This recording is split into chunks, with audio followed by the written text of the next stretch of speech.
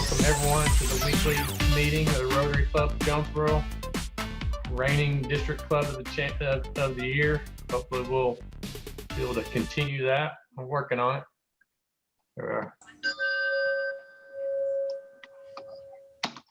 And we got an inspirational moment. Hunger is not a problem. It is an obscenity. How wonderful it is that nobody need wait a single moment before starting to improve the world. And Frank. I didn't notice. Let's see, I was looking for, we got our full weight test. We all know. And our vision, together we see a world where people unite and take action to create lasting change across the globe, in our communities and in ourselves. Richard, I don't know that I ever received a bio. I asked Christy if she could introduce you, but don't know that she's on here. So I'll just turn it over to you for Two Saints Kitchen. I guess first thing is, my name's Richard, and I appreciate you guys letting me visit with you today. I wanted to tell you a little bit about the Two Saints Kitchen. It's a Saturday lunch program is what it is. And so I put together a little bit of a slideshow program. Well, like I said, Two Saints is a Saturday lunch program. Actually, Reverend Jesse Perkins and Reverend Charles Sigmund of United Methodist and the St. Mark's Episcopal, and Eric Van Meter of the Wesley Foundation, they got to visiting together and discussing ways that they could contribute to the community, things that they could do to help folks. Over several months, they were able to get together and actually put together what's called Two Saints Kitchen. Their first service was on July 30th. They actually had like 7 people that day, but ever since then it's grown in the number of people it's able to serve. Two Saints is a 501c3, and it's mainly supported by individual donations, donations from corporate entities, grants, those sorts of things. Week to week, we actually come together. There are 10 teams that actually rotate out. The teams vary in content as far as the people that are on them. Some are just a collection of individuals. Some are actually small families that pretty much gather together. They bring themselves together to serve on the Saturday that they come around. They will show up probably around 9:30 to 10 o'clock to start cooking. In the current situation, obviously, there isn't too much cooking, not in the kitchen to serve inside anyway. Let me put it that way. So they'll come together for prep work, and usually we'll open the gates somewhere around between 10:30 and 11. Guests will start to come up. Presently, or during normal times, we'll normally serve anywhere from 25 to 50 people. Toward the end of the lunch hour, we kind of have to gauge as far as like whether or not we can do seconds or take homes, depending on the volume of people that have come through. In the beginning, we were known as the spaghetti kitchen because they were looking at providing a meal that was cost effective and would still send someone home with something to eat. As it grew and went on, it was able to branch out and do a little bit more. Some of the teams will actually support their own week. They'll bring in their own food and everything. They don't rely on us to provide the food for them. So they'll actually come in and feed as many as 40 or 50 people. We'll get together, we'll shop on a Friday evening for the teams. We'll bring the food in, and of course they put it together either that evening or the next morning.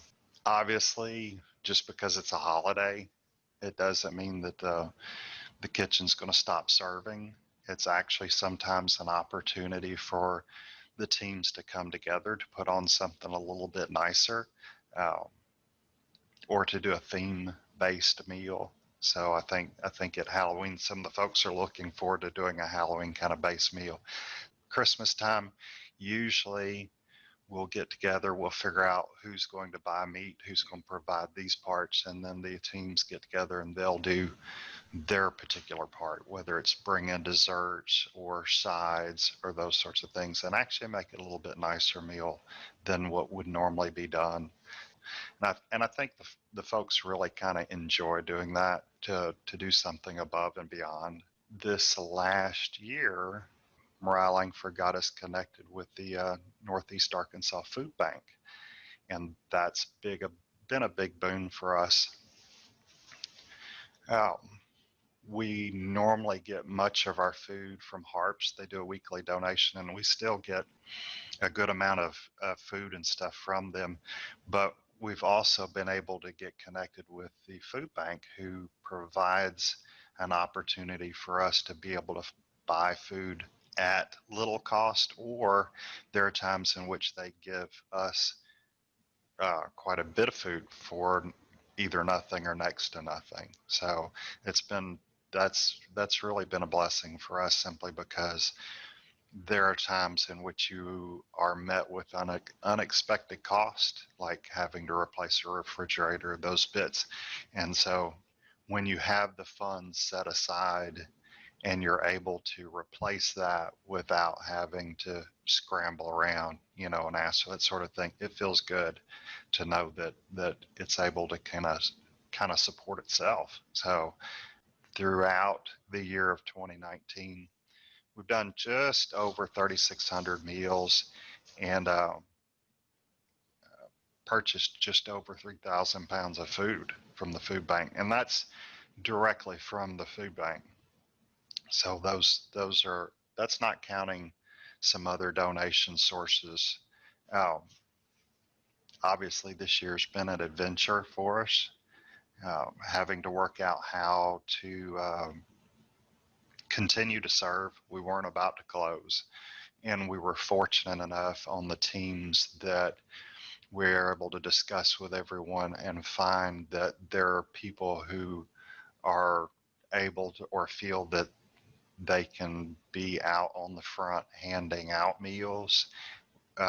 Other folks, depending on their situation and stuff, they may actually just opt to help prepare food, or in some cases they'll have to serve in other ways.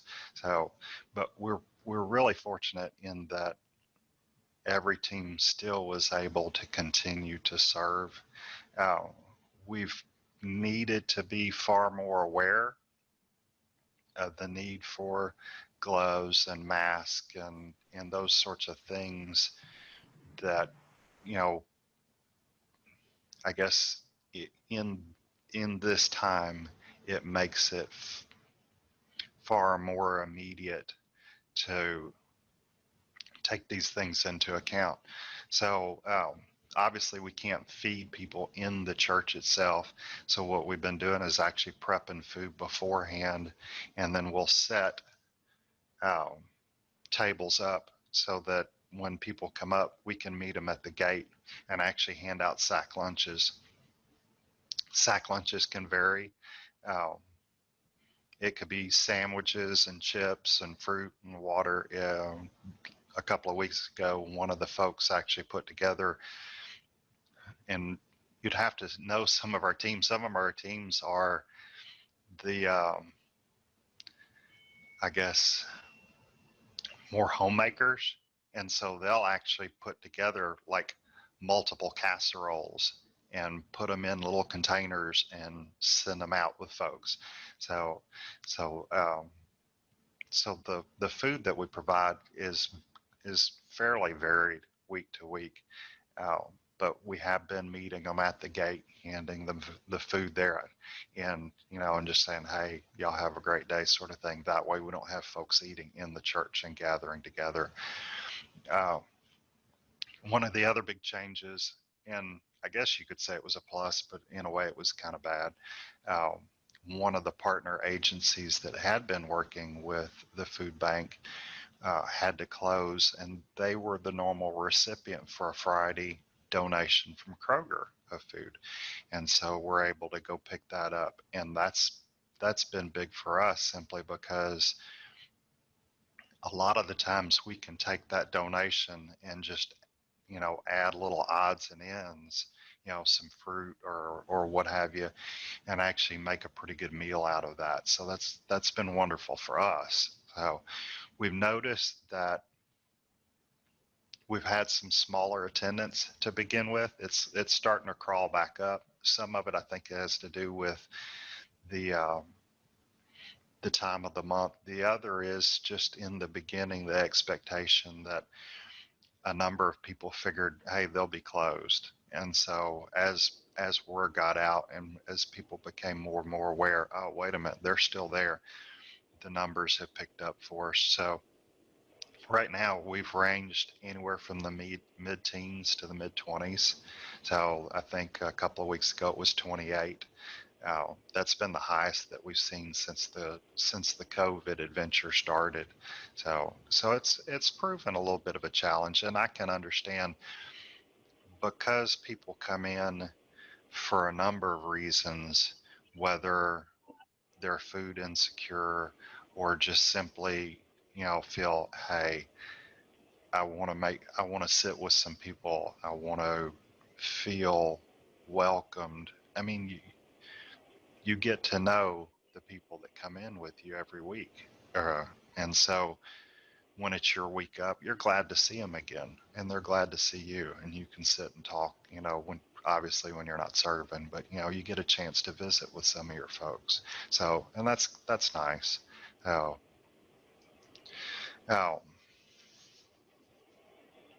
overall, I'm really grateful for the opportunity. I think that two saints, one makes a difference for the folks who do have the need, and you know that they do. And I think it really makes a difference in those people who are able to work it. I think doing something like this, serving this way, helps to change who you are. So I think that's actually the end of my really cool slideshow here. So.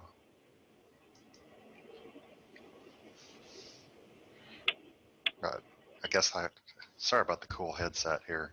You're fine. I couldn't figure out our phone. So, Hey, Richard, yes, sir. would you mention what we do with what's left over when we get through, like the reclamation house? And That's a wonderful thing. Obviously, sometimes the Kroger donations are things that we're less likely to be able to hand out. It's things that maybe we're not able to use at that time. Some of it'll go in the freezer, but a lot of the times we're able to take the excess donations and provide them to other places. Like you said, the reclamation house.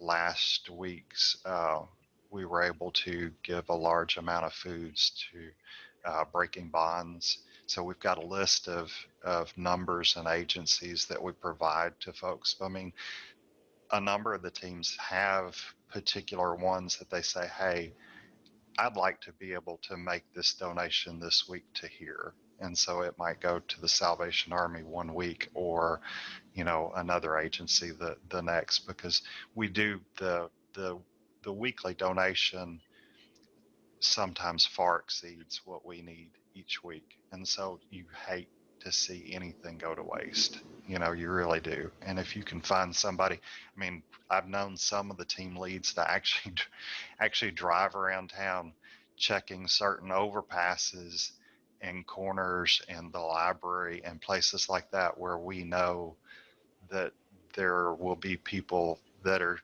looking for a cool place to sit in the summertime and can for one reason or another couldn't make it across town. Sometimes it is a good distance to have to walk, and so it works out really great when folks can do something like that. Thank you for reminding me of that.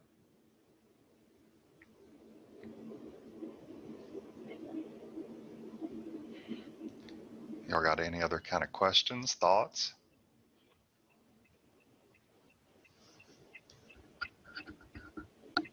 I have a question. Now, do you meet the same place every Saturday, or do you switch your location? Nope. Always at St. Mark's.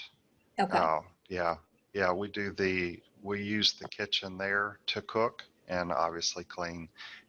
When we're able to eat in-house, we do it in their hall. And the rest of the time since then, since everybody's been doing kind of sack lunches or takeaways, we'll open up the gates where everyone comes in, and just inside the gates we'll set up tables and drinks and the lunches and stuff and meet them there, and just, you don't want to inadvertently give them a chance for a place to sit inside of the church. They can take it and sit wherever they want to once they get it. So just want to deter gathering together.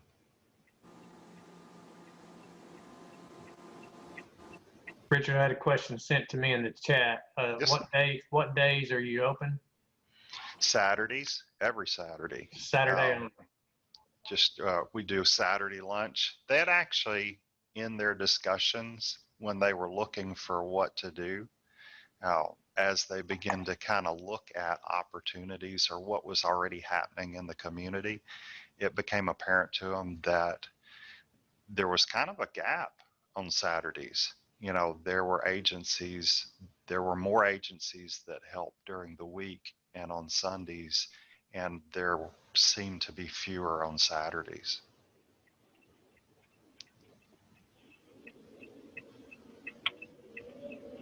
Any other questions? Let's see. There's a question. They're all coming to me. It's saying privately, so I don't know. No worries. With the community Thanksgiving meal canceled, are you planning to do anything additional? Usually what we'll do is closer to that time, we'll actually kind of figure out, hey, the church is going to provide turkey or ham or something like that. And then a lot of the times, or in the past, and I assume it will happen again this Thanksgiving, we'll actually do a call to all the teams and just say, hey, would you be interested in providing sides or desserts or something like that? And so it does make it a little bit nicer meal at the holidays, whether it's Thanksgiving or Christmas or something like that. All right, let's see. Yeah, the chat. I was looking at the chat box, Richard. I appreciate that information. That for some reason it wouldn't let them message the group, so I think we've resolved that now. So there may be some questions in the chat for you. No worries. Let's see if I can see it here. Let's see. All right. What time now? Let me find that message. I know there was one here from Lori. On Saturdays, what were the times again, Saturdays? Volunteers will normally show up about 9:30 or 10 in the morning and start prepping, and they'll open the gates a lot depending on the weather and everything. Obviously in the wintertime when we were bringing folks in, if you could open the doors or open the gates at like 10:30, 10:45, that gave them a chance to come in, sit down, get something to drink and hang out, because some of them did have to walk there and may or may not have a warmer place to stay. And so if it's raining outside or something like that, if we can let them in a little bit earlier, then that's a good thing. Obviously right now I've encouraged teams to open up the gates, hopefully a little bit earlier, to avoid folks gathering at the gate. They'll pile up, they'll have 4 or 5 or 8 or 10 sitting there that is just waiting to get in. And obviously in the current situation, you kind of want to discourage that. So hopefully folks are opening up the gates before 11 and kind of getting things started sooner so we can avoid that pile. So there are, hey, chat works. Miss Lori. No, it is not only church. Technically, it was started out between St. Paul's and St. Mark's, thus the two saints. right now, I know that there are folks from a variety of churches, but I mean, if you've got a heart to care, to love, to help take care of somebody else, then you're the kind of person that we would want at Two Saints. I mean, that's so there's, you don't have to have a church affiliation to be able to show up. So, and to help out. We've actually had some folks actually come in because they were looking to build, say, community hours. We had one young lady who come in several times simply because she was looking forward to college. You know, I think one of the big things that amazed me the most was parents or grandparents who were bringing their children in and letting them actually put money or, put food on plates and help serve folks.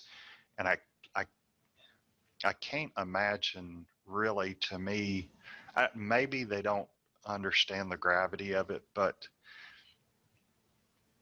if part of their identity of who they are is formed in serving at Two Saints, in saying, I am this sort of person, I can't imagine what the difference it would make in their lifetime. So as far as being able to help out, if you're interested in being on a team, I'd be glad to find a team for you. Right now, we try to get anywhere from 4 to 6 people to a team. That way, as people have a tendency to go, I've got basketball game I got to be at, or I've got this I got to be at. When everybody shows up, obviously many hands make light work. And so you're more likely to be, just sitting and socializing with your teammates. If you get down to like 2 people, then you're more likely to be watching the clock going, I got to get this done. I got to get this done. I got to get this done. And so, it's better. I know it doesn't, for folks who come to help out, it's awkward to come in and only do 1 or 2 things. But if you understand that if you're there long enough, you see that a team of 6 people might only have 3 people show up one Saturday, then you kind of begin to understand why it is that you might have a few more people on a team than what you might think be needed. So if you want to volunteer, obviously donations are fine. I donate. So if you're interested in either providing food or just with a food bank, obviously we can parlay any financial donations into something more than what you could go and normally buy at a grocery store, but I wouldn't turn anything away. So let's see. Yes, thank you, Miss Jennifer. We did act as elves for a little bit, so my wife gets me into stuff too. Do we still have the van where we drive and pick them up? The van, I think they were having a little bit of a time getting enough folks to help out. So that might be an opportunity for us to get with St. Paul's. The other dilemma is just at this point in time, packing folks into a small van, because they would go to the library and I think at least 1 or 2 other places, and they would come in with, they'd fill the van up and have to go make another round. And so that's not that. I don't know I'm not sure how we would do that. And I would have to ask, as far as if we were going to start something back up, whether or not and how we would manage something like that, simply because we would be putting people in a very small space. And I feel like those folks would probably be, I would worry that if they were to get sick, they would be less likely to be able to manage that than someone who who's in a different situation. Have you talked with Jet about somehow working something out where they could ride the bus? I have not. That's a great idea. I don't see why we couldn't, because actually right now I believe Jet is not charging people, or at least I'd heard that they weren't charging people during this time. Or they might just do that for Saturday, even if they are charging during the week. Yeah. I to think do that's that a as a wonderful public idea. service. Good. And I'm fortunate enough I might be able to just go downstairs and go, hey, what about this? And that would, I mean, it would probably be more comfortable, and it would alleviate some of the need, because we really wanted 2 people on the van, you know, a driver and a rider, to kind of help coordinate and bring things together.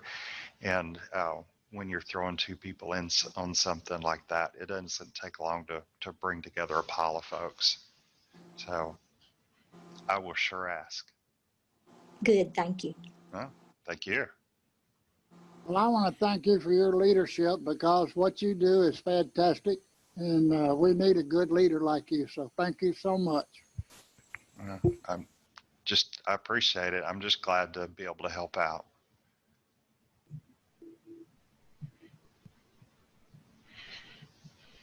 Any other questions for Richard? I think it was a great program, very informative. Yes, it was, Richard. I appreciate that. I didn't really know. Al's probably mentioned it at the meeting before, but I guess I really never knew how much was done, what went on. So I'll have to try to. My Saturdays this time of year are rough, but I'd like to try to volunteer one time, as long as I'm not on a team with Al. Yeah.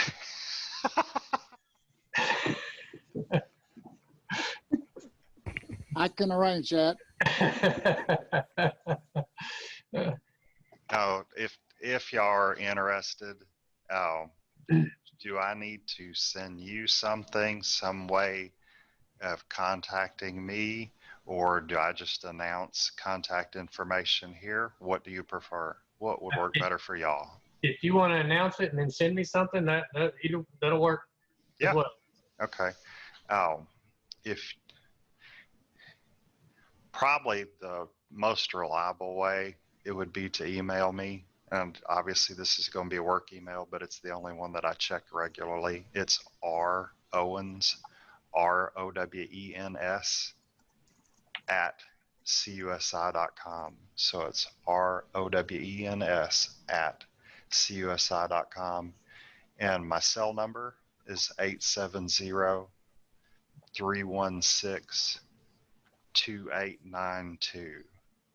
And I mean, it's, if you want to talk any more about it, or just kind of feel things out, I mean, just because you call me doesn't, and you're just interested in it, don't feel like I'm going to like go, aha, I've got you now, sort of thing. If you say that you want to help out, then we'll work out and find a place for you. If you want to do something else, then I'll try to help out in that way too. So, wow, somebody's amazing. They just type my stuff out. Yeah, Sam's on it. All right, we appreciate you being with us, Richard, and giving us Yes, that sir. information. That was very informative. Like I said, I'm gonna try to figure out some time that I can try to volunteer in there. I'd be glad to have you. I'll be in touch. Jennifer Hannah did send a message. Thursday is Hunger Action Day. She said, wear orange. Thought for the day. I have the audacity to believe that people everywhere can have 3 meals a day for their bodies, education and culture for their minds, and dignity, equality, and freedom for their spirits. Martin Luther King Jr. We will adjourn until next week. So everybody have a great rest of the week.